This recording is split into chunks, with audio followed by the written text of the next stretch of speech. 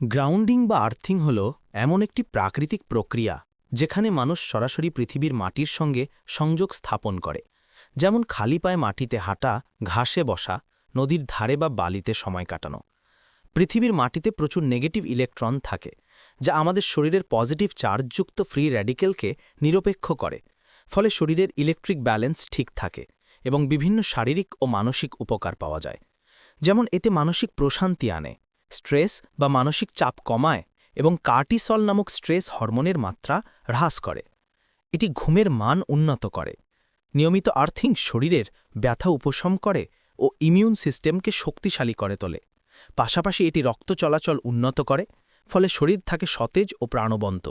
Grounding বা earthing করতে প্রতিদিন অন্তত ২০ থেকে ৩০ মিনিট খালি পায়ে মাটিতে হাঁটলেই যথেষ্ট। ঘাস, বালি বা নদীর ধারে বসে থাকলেও একই উপকার পাওয়া যায়। সুনাগরিক.net